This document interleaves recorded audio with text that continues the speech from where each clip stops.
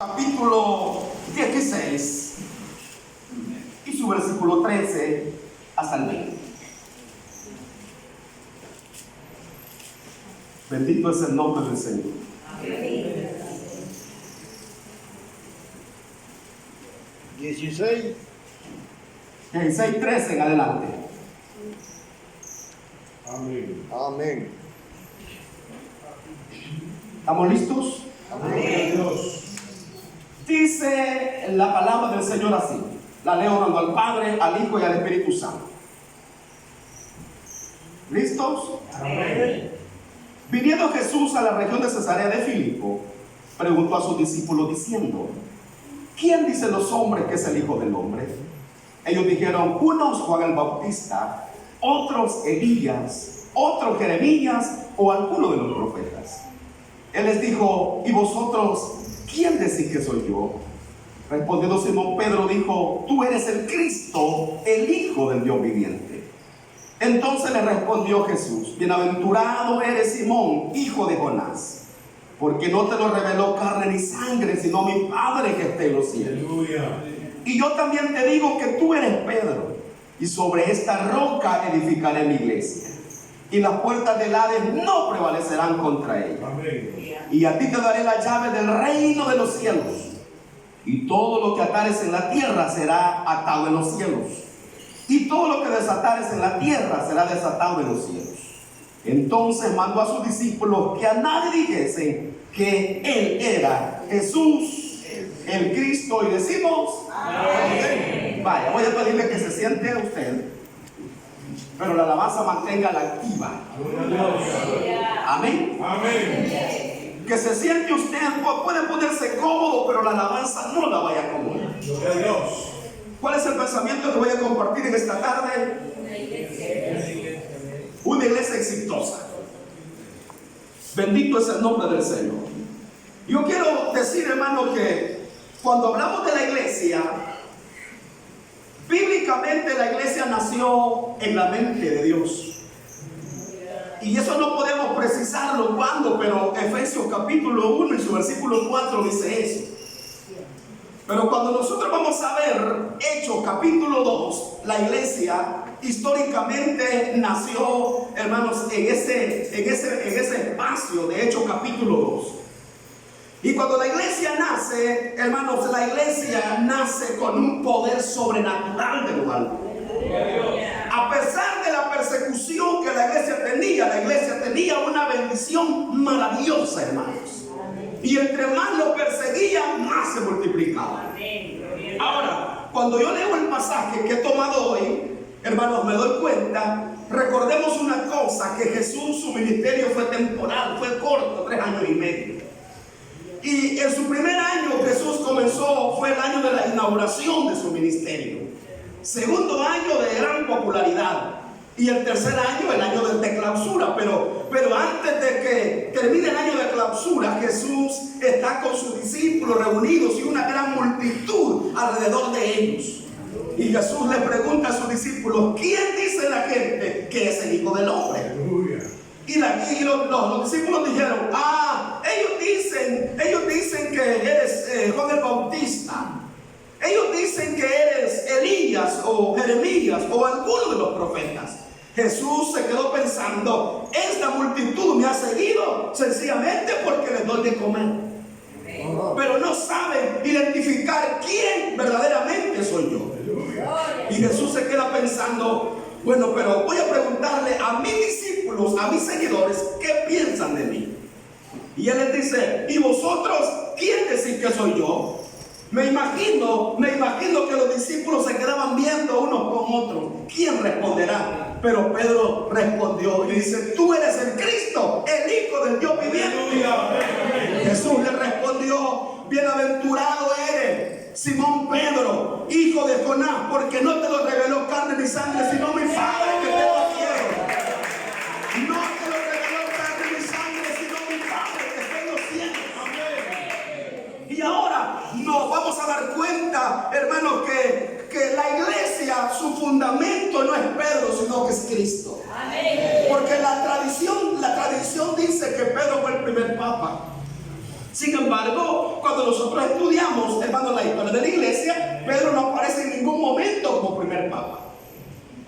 Pedro no aparece. Entonces Jesús le dijo, hermanos, Jesús le está diciendo a Pedro, sobre esta roca edificaré mi iglesia. ¿Sobre cuál roca? Sobre la confesión que Pedro hizo.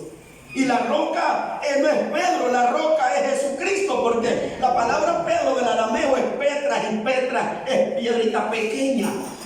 Y no se puede construir un edificio en una piedra pequeña, sino en una piedra grande. Así que yo digo en esta tarde que la roca inconmovible no es Pedro, sino que es Jesucristo.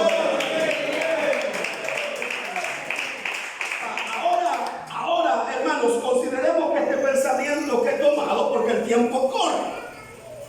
Ahora, para que una iglesia sea exitosa, yo quiero mencionar algunos elementos. Mire, hermano, no podrá haber una iglesia exitosa si la iglesia no se mantiene en oración. Amén. Entonces, la iglesia es exitosa cuando practica la oración dinámica. Diga conmigo, oración dinámica. ¿Y sabe qué es la oración dinámica, hermanos? ¿Sabe qué es la oración dinámica? Porque algunas veces hay oración pasiva. Esa silla que tienen ustedes, les voy a explicar cuál es la oración pasiva. La oración pasiva es aquella que cuando usted viene, le da vuelta a la silla, pone su cabeza, aguadea las manos y las pone en el suelo y al ratito. ¿Cómo se llama esa oración? Entonces, oración de anestesia. Usted está anestesiado y dice que está orando. Y ya terminó el culto y dice, wow, oré bastante. No oró bastante, soñó bastante. Pero la oración dinámica es aquella que cuando usted se arrodilla, usted comienza a hablar, porque la oración se considera como un conjunto enunciado que le elevamos a un ser supremo. Y ese ser supremo se llama Jesús de Nazaret. Cuando nosotros nos juntamos a orar, es una oración ferviente, hermanos, que el mismo infierno tiene que temblar. Señor, tiene que temblar. Entonces me encanta lo que la palabra del Señor dice, Efesios 6:18, orando en todo tiempo, con toda oración y súplica en el Espíritu, y velando en ello por todos los santos. La oración dinámica es capaz de remover problemas. La oración dinámica es capaz de remover obstáculos. La oración dinámica es capaz de sacar demonios. La oración dinámica es capaz de reprender opresiones de Satanás. Y dijo un pensador, cuando tus rodillas tocan el suelo, tu alma tocará el cielo. ¿Saben que cuando yo hablo de la oración, siempre menciono a estos hombres? Había un misionero del siglo XVIII llamado Carlos, o Charles Fine en inglés. Charles Fine iba a diferentes estadios, a diferentes países, y cuando llegaba, dice la historia que Charles Fine llenaba los estadios, y cuando comenzaba a predicar, la gente se sanaba, la gente se convertía, el que era endemoniado se liberaba, y Charles Fine pasaba por los burdeles y se convertían las muchachas que estaban ahí, pasaba por las cantinas y los borrachos se convertían. Y de repente le preguntaron, señor Carlos, dígame cuál es el secreto para tener tanta bendición, para tener tanto respaldo. Y él dijo, no hay ningún secreto, sencillamente la clave es orar, orar y orar. Dijo Charles, la clave es orar, orar y orar. Entonces cuando el creyente está orando, las cosas son diferentes, hermano. Cuando usted y yo comenzamos a orar, el ambiente se torna diferente. Y yo soy de los que creo que no hay ningún creyente que practique la oración dinámica que se declare en derrota. ¿Y cómo está, hermano? Yo estoy como en las olas del mar, que pegan y que van y vienen. Hay creyentes que están como las olas del mar, que van y vienen, van y vienen. El creyente que está orando es un creyente que se mantiene sólido y firme. No sé si ustedes han escuchado la historia del derramamiento de poder que hubo en la calle Azusa, allá en Los Ángeles, California. En el año 1906, un afroamericano llamado William Seymour, dicen que Seymour llegó a esa calle y cuando él llega se establece y comienza a predicar y comienza un despertar, comienza un avivamiento, tanto que de esa calle, de la calle Azusa en Los Ángeles, California, esa calle llegaba la gente, abarrotada por la gente, porque todo el que llegaba recibía una experiencia fresca del Espíritu Santo.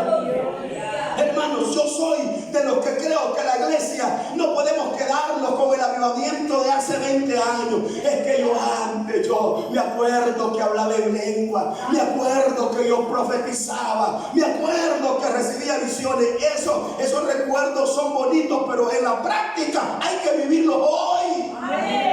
Porque dice un canto: no vivas de sueños ni de ilusiones, no.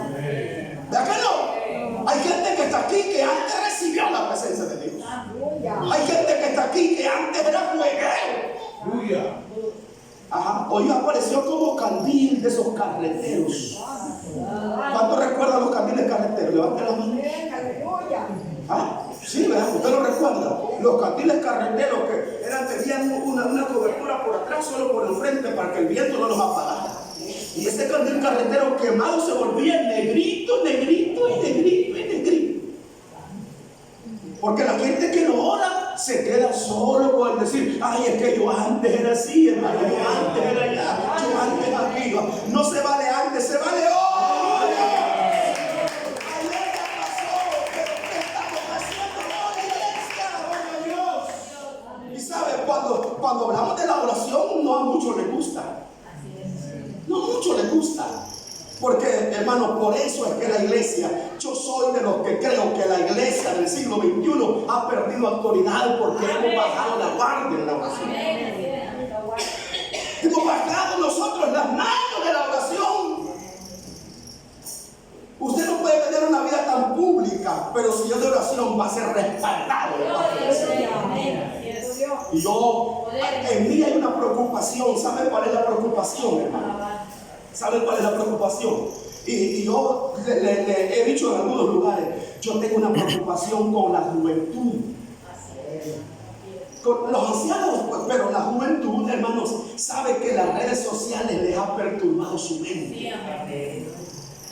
Las redes sociales se han metido tanto en la mente de las personas que ya no sienten deseo de orar. Podemos pasar en el chat horas, 2 horas, 3 horas, hasta medianoche, y la gente aparece con ojeras aquí, pero no desvelado de estar orando, sino de estar en el chat. ¡Uy! Y dijo un predicador: era la 1 de la madrugada y yo buscaba el otro cargador.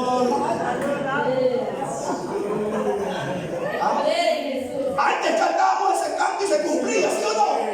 Le pregunto, en esta hora de la tarde, ¿cuántos se levantan a la 1 de la mañana ahora? ¿Se dan cuenta? Siendo sinceros.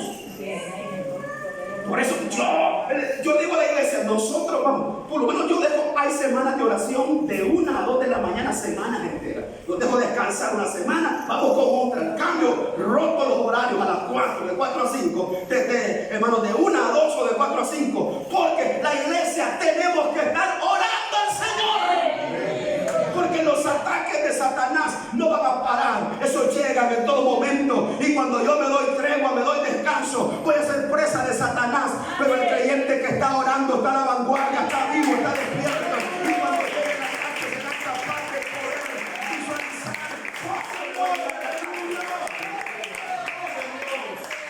Bendito es el nombre del Señor.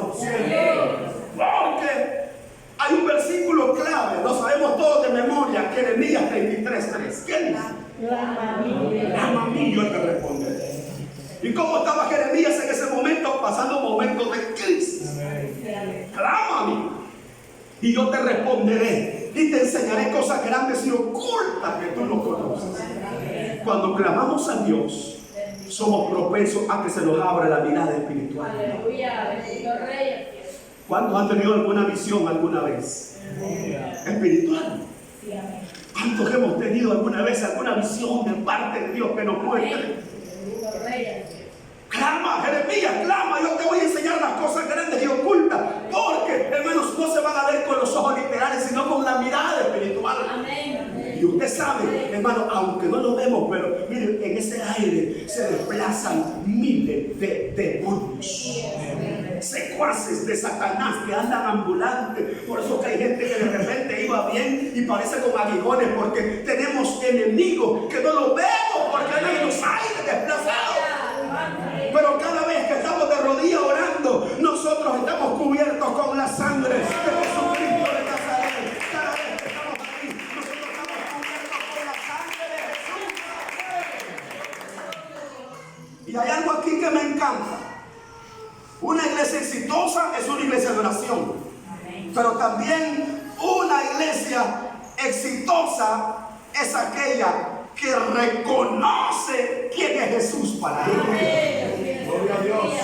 Pedro dijo: tú eres el Cristo, el Hijo del Dios viviente. Jesús le dijo: Pedro, no te lo reveló carne ni sangre, sino mi Padre que está en los cielos. Pedro reconoció quién era Jesús. Reconoció Pedro quién era Jesús. Porque una cosa es haber aceptado a Jesús y otra cosa es conocer quién es Jesús. Y Jesús es el que en el momento de la prueba está ahí para ayudarme. Jesús es en el momento de la crisis, Jesús está ahí para sacarme adelante. Porque, hermanos, cuando estaba aquel pasaje, cuando vemos a aquel hombre chiquitito, Zaqueo, porque el Hijo del Hombre vino a buscar y a salvar lo que se había perdido. ¿Quién es Jesús para mí? Él es mi sustento. ¿Quién es Jesús para mí? El que me encontró en la vida perdida. ¿Quién es Jesús para mí? El que me ofrece salvación. ¿Quién es Jesús para mí? El que me prometió llevarme a gozar a la boda del Cordero. Él es Jesús para mí. Él es Jesús para mí. El Todopoderoso. Entonces, para que la iglesia sea de éxito, tiene que reconocer quién es Jesús. Aleluya. Porque hay gente que le pregunta: ¿y cómo te va, hermano? Mal. Esta semana ha sido mala para mí. ¿Y tu familia cómo está? Mal. ¿Y tu vecino? Mal. Y el diablo dice: no conoces a Jesús todavía. Todavía no conoces a Jesús, porque Jesús tiene poder. Sí van a venir momentos de crisis. Jesús no dijo que no iban a venir. Sí, iban a venir momentos de crisis. Amén. Pero cuando reconocemos que es Jesús, sabemos que Él nos va a sacar a flote. Amén. Él nos va a sacar a flote. Los discípulos habían embarcado, iban en alta mar. Allá por la madrugada, en la cuarta vigilia, Jesús se quedó orando en el monte. Y de repente, allá se levantó, hermanos, una tormenta huracanada. Y, hermano, en la embarcación se zamorteaba y las olas caían adentro. Ellos comenzaron a afligirse. Pero de repente iba Jesús caminando, iba alguien caminando sobre las aguas. Y entonces ellos se quedaron viendo y dijeron: ¡un fantasma! Porque la gente, cuando ve lo sobrenatural, no cree en Jesús, cree en la brujería y en las cosas. ¿Oyeron lo que dije? Porque si aquí viniera uno del sepulcro muerto corriendo a predicar, dijera: ese brujo, porque se levantó, porque no creemos quién es Jesús y lo que puede hacer. Y Jesús iba sobre las aguas caminando. De repente Pedro le dijo, él dijo: no tengáis miedo, porque yo soy. Pedro dijo: si eres tú, permíteme que yo vaya. Y dice: ven, Pedro, ven. Y Pedro se bajó de la barca y comenzó a caminar. Pedro iba caminando sobre las aguas, pero cuando dudó que el que lo llamó es poderoso, comenzó a hundirse. Cuando nosotros dudamos quién es Jesús, en el problema nos vamos a hundir. Cuando dudamos quién es Jesús, en la pobreza vamos quizás a desesperarnos. Cuando nos olvidamos quién es Jesús, en el momento de la prueba vamos a andar diciendo por todas partes y menos a Él. Tus problemas se los vas a decir a Jesús, porque Él tiene poder, Él tiene la autoridad para sacarte en el momento difícil. Jesús es el poder, Jesús es la autoridad.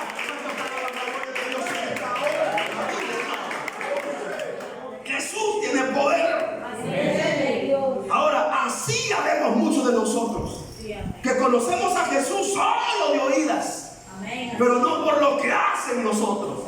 Y Pedro, mientras iba creyendo en la palabra de Él, iba iba caminando sobre las aguas. Pero cuando comenzó Pedro a dudar, ¿qué sucede? Comenzó a hundirse. Aquí hay creyentes que solo la nariz están sacando. Dígale, sálvame, maestro. Sálvame que perezco. La iglesia del Señor no debe de estar amedrentada. Porque un día nosotros reconocimos, aceptamos a Jesús y Él es todo para nosotros. ¿Quién es todo para nosotros? Jesús es todo para mí. Diga conmigo, Jesús es todo para mí. Por eso, en los evangélicos que reconocen a Jesús están enamorados de Jesús. El creyente que no conoce a Jesús no se ha enamorado de Jesús. Puede estar enamorado de la vecina, del vecino, del cipote, de la cipote, de quien sea, pero menos de Jesús. Y la gente que conoce a Jesús está enamorada de Jesús. ¿Usted conoce a alguien que está enamorado? ¿Ah? Hasta el hambre se le quita. ¿Sí? Hasta el hambre se le quita. El que esté enamorado cuando ve a la otra persona pone los ojos hasta de borrego. El creyente que conoce a Jesús y está enamorado de Jesús, cuando viene el culto, se le nota, hermano. Hasta en el pelo se le echa de ver. Hasta en el sentado se le echa de ver. Sí, pero la gente que no conoce a Jesús le da igual. Le da igual. No siente ni tus, ni mus, ni papa, ni mamá. Es silencio. De verdad, la gente que conoce a Jesús sabe que Jesús está aquí con nosotros.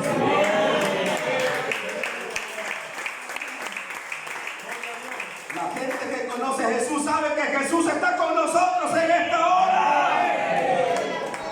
Solo aquellos que sienten a Jesús van a decir amén.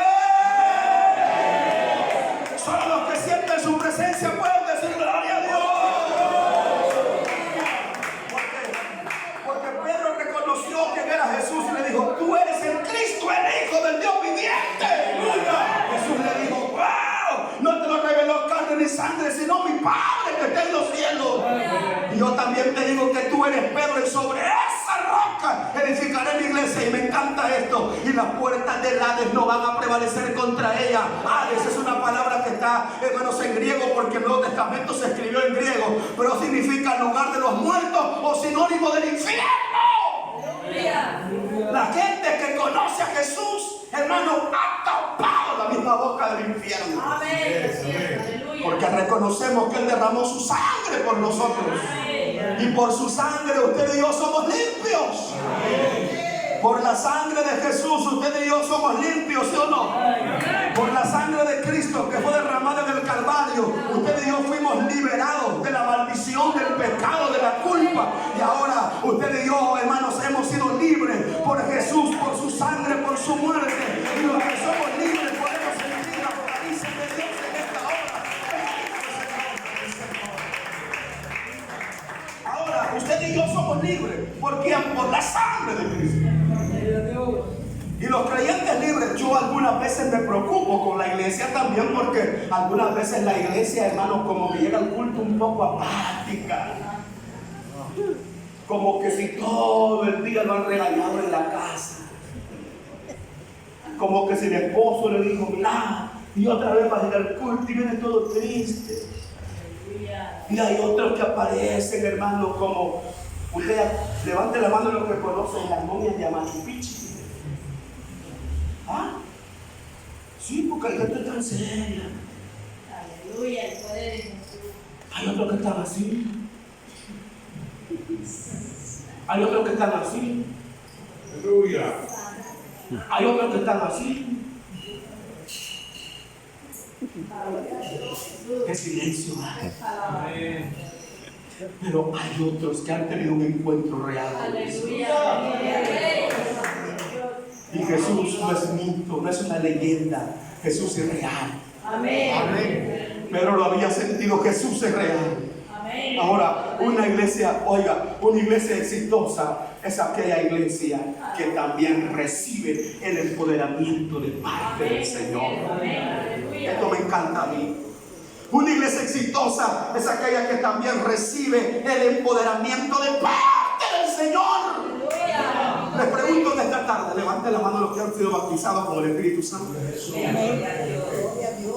Levanten la mano, sin miedo. Los que han sido bautizados con el Espíritu Santo. ¿Verdad que creemos en la presencia de Dios o no creemos? Creemos en la manifestación de Dios. Vaya, yo creo. Y yo estaba testificando. Yo he testificado. Yo creo. Por lo que voy a decir, digo esto, no vayan a pensar. El hermano quizás es incrédulo. Hay gente que piensa que porque habla en lengua bastante, porque se reviste y porque puede cantar, predicar y todo, piensa que es súper espiritual. No. La iglesia de los Corintios era la que tenía todos los dones y era rebelde. Yo digo la iglesia de los Corintios. ¿Vean? Ahora, la iglesia de los Corintios tenía, la iglesia disfrutaba todos los dones, pero eran rebeldes, hermano. Entonces usted, el creyente, no se mide por los dones. Porque hay gente que habla en lengua, pero cuando se quiere corregir, saca el padre, le corta las dos orejas, no le corta una como Marco, lo deja solto. Entonces, el creyente no se mide porque habla tanta lengua, no se mide porque canta bonito, no se mide porque viene bien tipería al culto, solo con camisa de marca, no se mide por eso. ¿Oyeron eso? Porque el empoderamiento no significa solo agarrar el micrófono y hacer aquí maravillas. Porque en nuestras congregaciones hay mucha gente que le gusta hacer maravillas solo con el micrófono. En nuestras congregaciones, yo no digo en Sardi, porque Manoladito no me ha dicho nada. Pero cuando yo digo en nuestras congregaciones, me refiero a las 105 congregaciones. En las 105 congregaciones tenemos gente que hace maravillas, pero con el micrófono. Y cuando ya pasa un mes que no le dan el micrófono, ese pastor no me quiere, ese pastor me tiene relegada, yo me voy a ir para allá porque ya se me toman en cuenta. Ay, hermano, ¿se da cuenta? Entonces, y habla bastante lengua y profetiza y estas cosas. Entonces, los dones son importantes. Yo decía que los dones son como, hermano, es una ala del evangelio. ¿Qué son los dones? Una ala del evangelio. Pero un ave puede volar como una ala. No. ¿Por qué no puede volar como una ala? Necesita otra. Entonces, ¿cuál otra ala necesitamos? La ala del evangelio, una son los dones, pero la otra ala, ¿cuál es? El fruto del Espíritu. Amén. Y el creyente se conoce por el fruto del Espíritu. Amén. Y ahora, si usted tiene el fruto del Espíritu y tiene los dones del Espíritu Santo, entonces sí puede volar muy alto. Amén. Puede volar muy alto. Y entonces, ¿a qué quiere llegar con eso que está diciendo? Quiero llegar que el empoderamiento, para ser exitosos, tenemos que tener el empoderamiento de Dios en nosotros. Y yo digo, el empoderamiento no es solo agarrar el micrófono, echarse una cantadita, echarse una predicación aquí, no es solo eso. El empoderamiento nos lleva más allá de nosotros. Y yo ya alguna vez he puesto algunos ejemplos, pero hoy también quiero poner algunos ejemplos del empoderamiento para que vean. Josué fue empoderado, muere Moisés. Moisés murió y no había nadie que guiara al pueblo como líder. Y Josué estaba al frente. Y Josué está al frente del pueblo. Entonces, él recibe el empoderamiento y va. Josué toma el control, toma la dirección del pueblo y va y cruza el Jordán. El Jordán no era río muy caudaloso, pero lo pasaron en tiempo lluvioso, en tiempo invernal y estaba crecido. El Señor se lo partió y pasaron. Josué iba empoderado después. Josué estaba en batalla y el pueblo estaba perdiendo la batalla. Y él, me imagino que levantó su vista al cielo y dijo: sol, detente en Gabaón, y tu luna en el valle de Ajalón. El sol se detuvo, la luna se paró y el pueblo obtuvo la victoria. Eso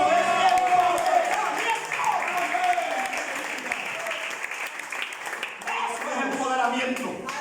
Y va Josué empoderado, va guiando al pueblo. El Señor le dijo: vas a rodear la ciudad de Jericó 6 días, 6 vueltas, 7 días, 7 vueltas. Y en la 7ª vuelta van a tocar la trompeta, van a pasar los sacerdotes y van a hacer ruido y yo le voy a dar la victoria. Y Jericó, que estaba bien amurallada, pongámosle que como este templo quizás eran las murallas de Jericó, porque cabía un vehículo para allá y cabía otro para acá, no sé cuántos metros, pero que era ancha, las murallas eran anchas. Cabían 2 vehículos a la par, se encontraban arriba de las murallas. Ahí patrullaban los soldados del centinela que estaba arriba, hermano. Pero el séptimo día, cuando el pueblo comenzó a alabar a Dios, las murallas eran fuertes, pero las murallas cayeron porque iba un hombre con empoderamiento del poder de Dios.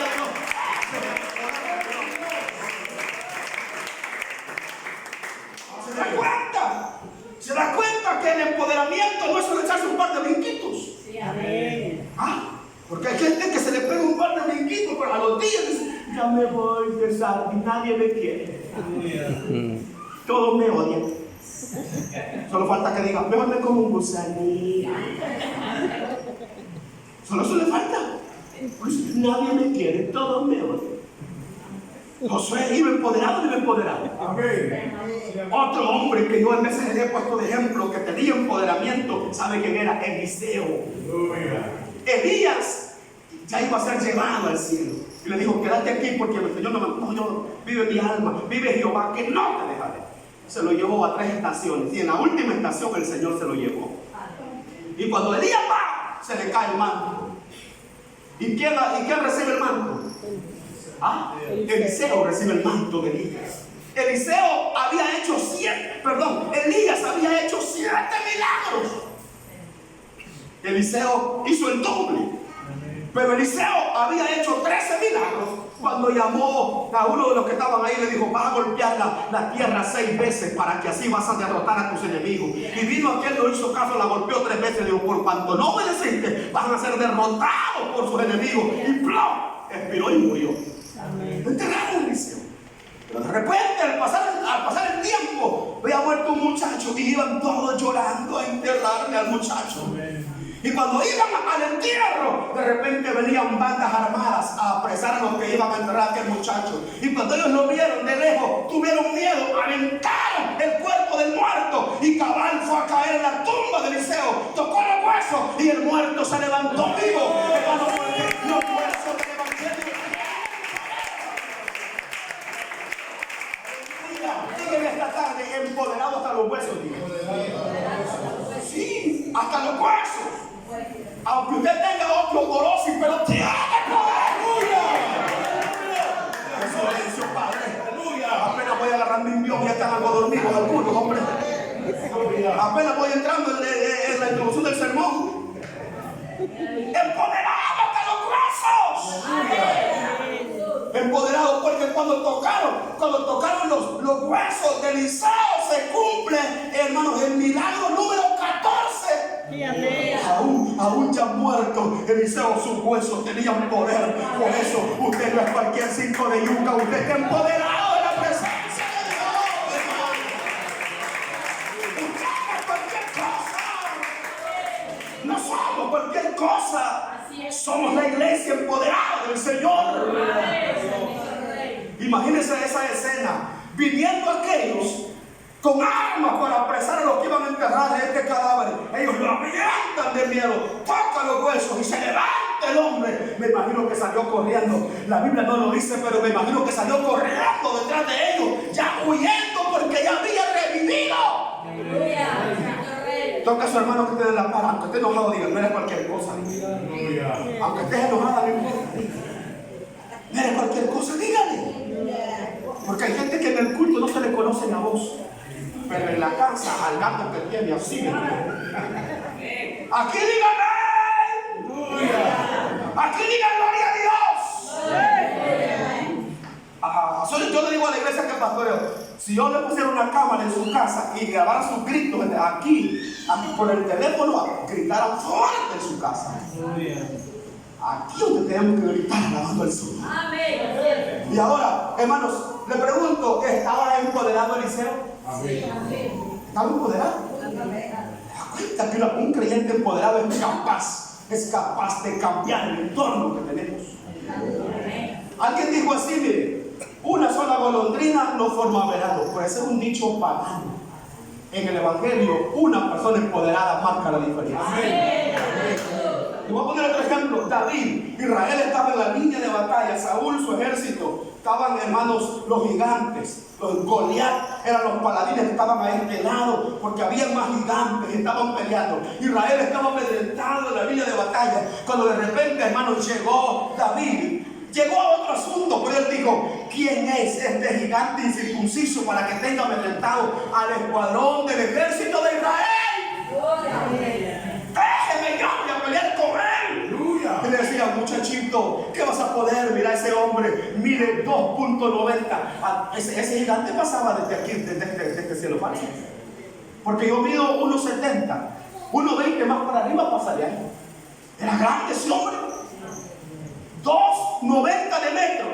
Y aquel muchacho, no sé cuánto medía David en ese tiempo, pero era un jovencito. Y él dijo: yo voy a pelear con él. Y Saúl le puso el equipaje de él y no podía caminar porque él no estaba acostumbrado a dar un armamento como los soldados para pelear. Él dijo: no, yo lo voy a derrotar porque yo soy pastor de ovejas. Y si un oso, un león me agarra una, yo lo agarro del hocico, la quijada, y se lo hago y lo mato.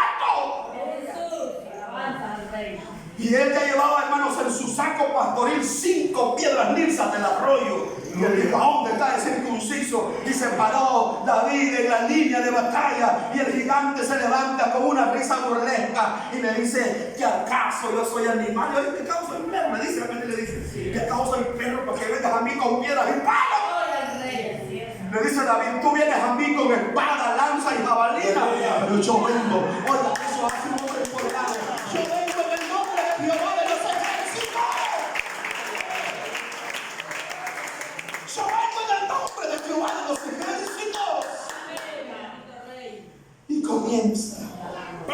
No era tanta la fuerza de David, no era tanto la piedra, no era tanto la onda, sino ya era el empoderamiento de parte de Dios. Y le va a clavar la piedra, acabar en la frente, tumbó al gigante, lo derribó, le quitó la espada, le cortó su cabeza, la salió exiliando. Y el pueblo se cantaba: Saúl mató a miles y David a sus 10.000. Y Saúl se sintió celoso porque él era el rey, pero la gloria se la había llevado el muchacho empoderado. Cuando eres empoderado, no importa si eres grande, eres pequeño, eres alto, eres bajo, Dios te va a usar de una manera poderosa.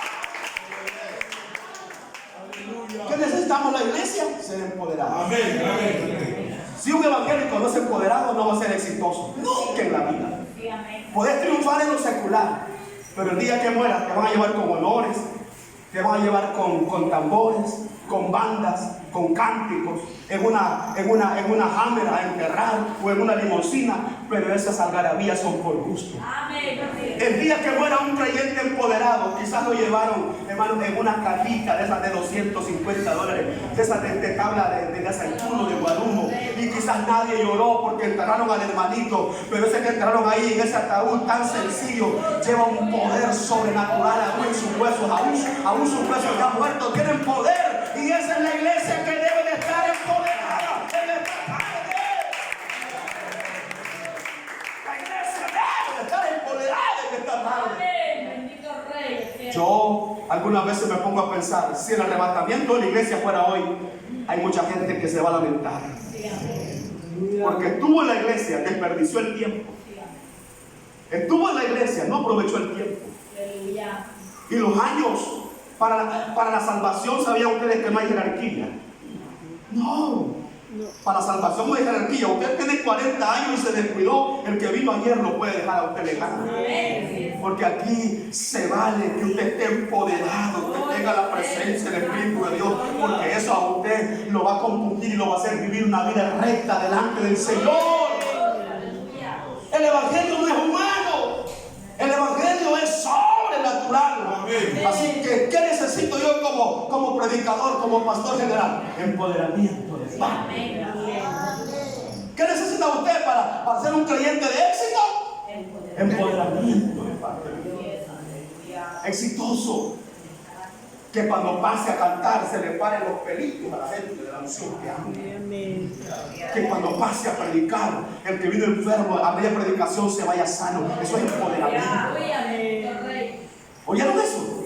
Empoderamiento es lo que uno no se da cuenta cuando uno está predicando. Hay gente que venía enferma del corazón y el Señor la sana. Sí, amén. Empoderamiento es cuando estoy predicando, hay quien venía con un dolor de cabeza y el Señor se lo quita inmediatamente.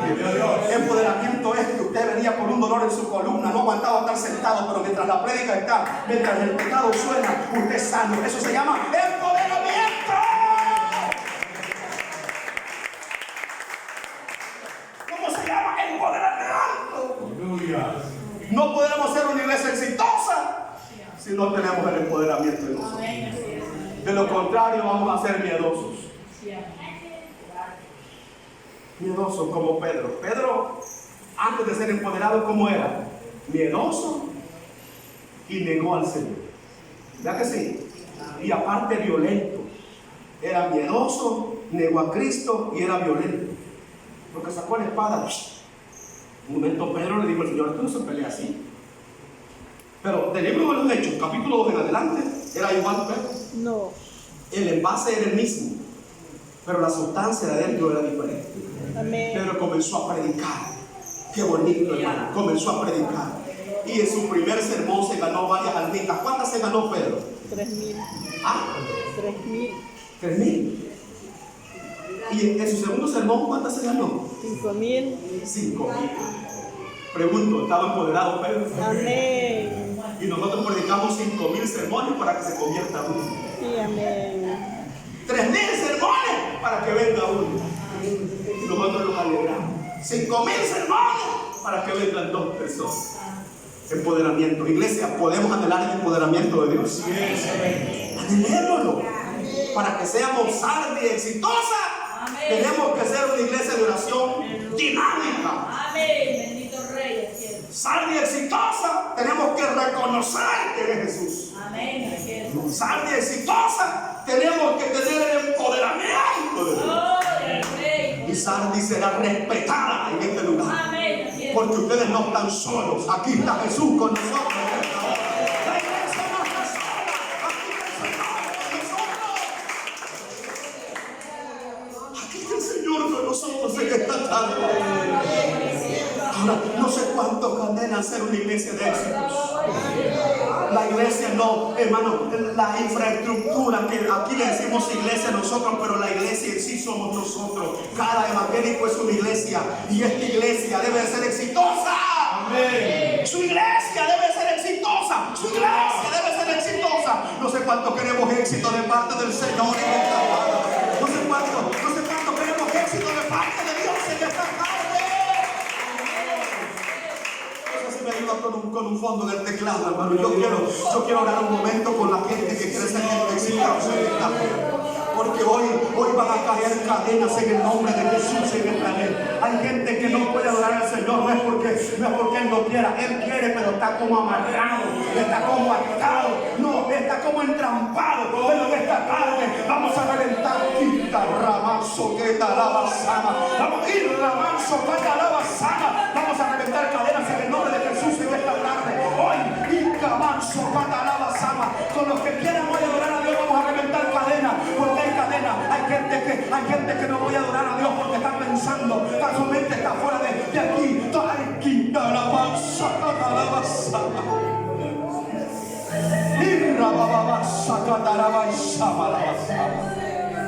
El Espíritu Santo me hace sentir eso.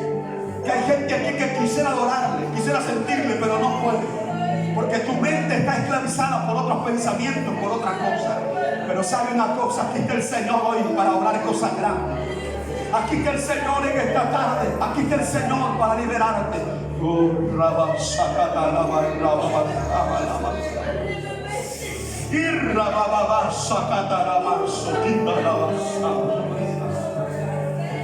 Vamos, aquellos que sienten la gloria, unámonos. Vamos a reventar esas cadenas que están atadas.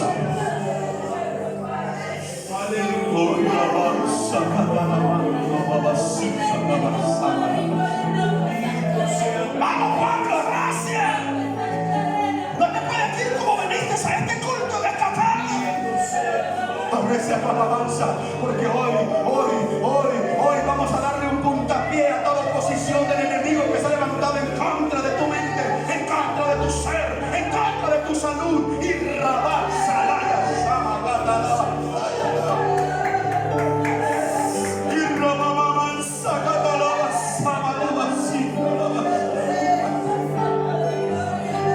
la gloria de Dios está fluyendo en nuestra sala de nuestra casa.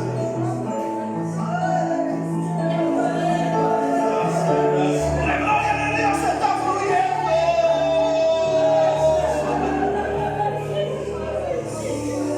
Vamos, ponte de pie, levanta tus manos. Pelea la batalla. Ponte de pie, levanta tus manos. Pelea la batalla. No dejes que los pensamientos que han llegado te roben la bendición. No dejes que esos pensamientos negativos te roben la presencia de Dios. No dejes que el enemigo que Satanás ha puesto en tu cuerpo te robe su bendición en esta tarde. Yo siento que hoy el Señor está rompiendo cadenas en este lugar. Son los que sienten su gloria, me van a ayudar a reprender en esta hora, a reventar